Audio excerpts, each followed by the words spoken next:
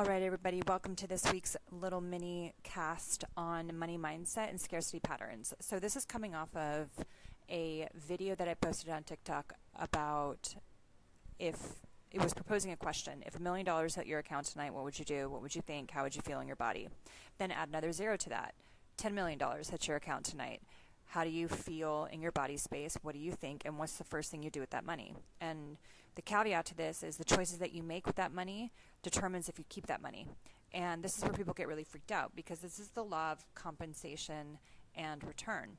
So with generosity and how you give of your heart space and how you give through, divine love is really, really important, because everything that you set in motion in terms of an action leaves a thread where that corresponding action has to close in terms of a loop with the effect.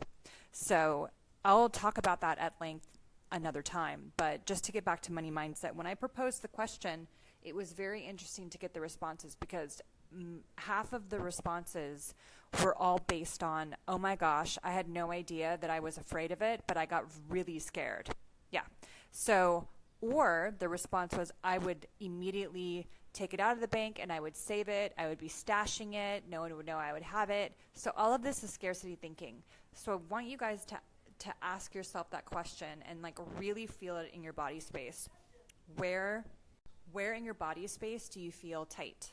Because that's a very clear indicator if you're running scarcity or lack patterns. So money mindset first has everything to do with money literacy. So most people are really terrified of money because they don't understand how the financial system works.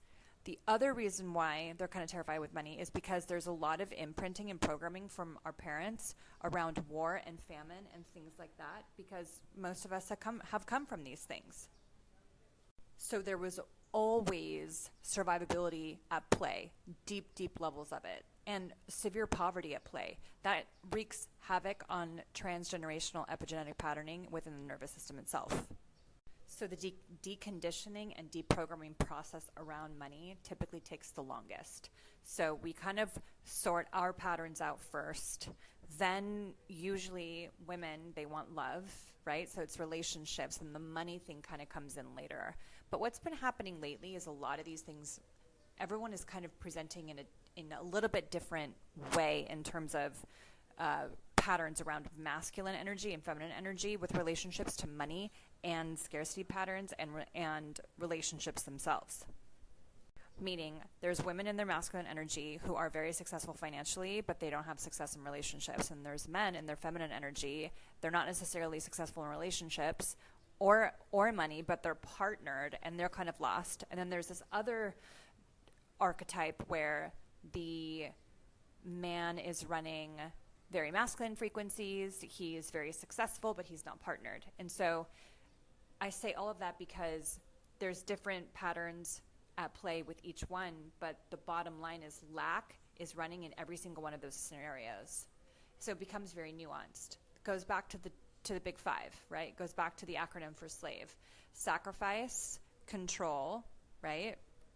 S, L, lack and scarcity. A, addiction and abuse. V, victim patterning and self-value, how you see yourself. And E, epigenetics. This also can play a role with ego and emotions. All of that is kind of wrapped into how we relate to ourselves.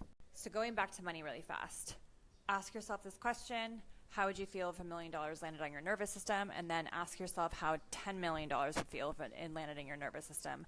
And then what patterns are running from helping you feel like you are inherently worthy of all of that. Because people that I talk to who are making multiple millions of dollars right now in their businesses as women are trying to downsize because it depletes our feminine energy tremendously if we're not honoring ourselves and coming from a place of karma neutral.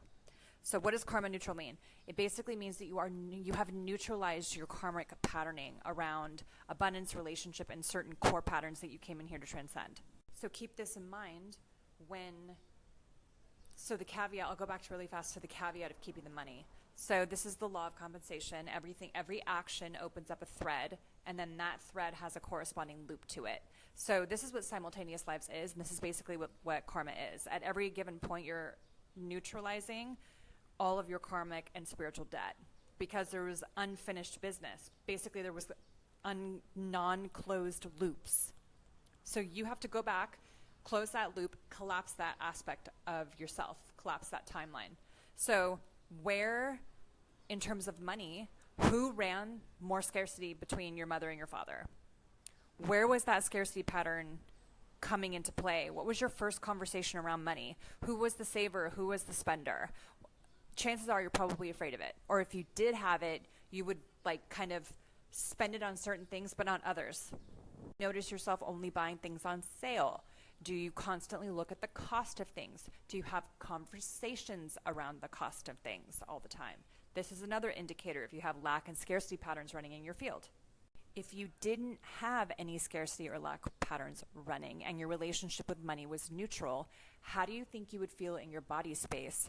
If you're not sure how to answer that question, kind of create an avatar for somebody who's just a boss around money, right? What is their relationship with it? How do they feel about money? How do they spend it? And how do they talk about that?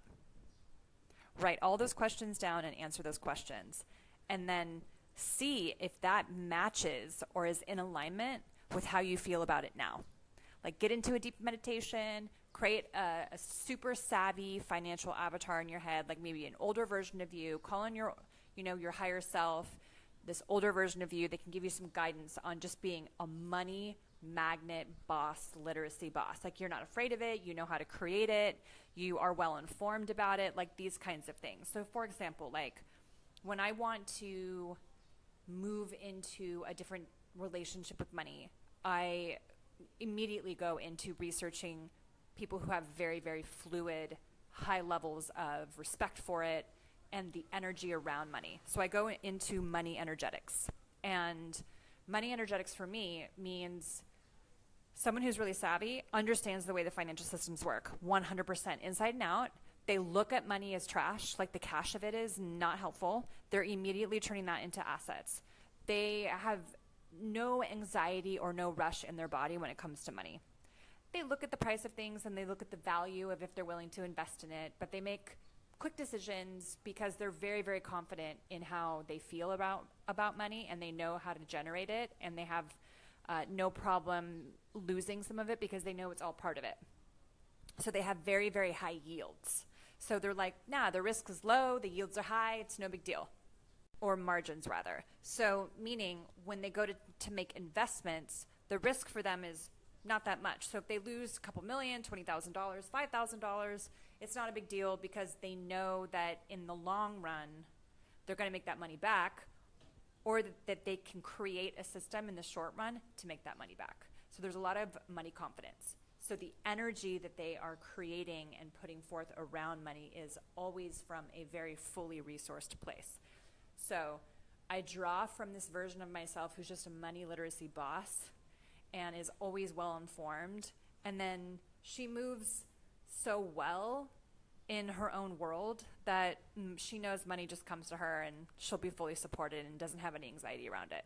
So that's what I'm working on even now for myself, to move into this next layer of, let's say, financial abundance or abundance in every direction.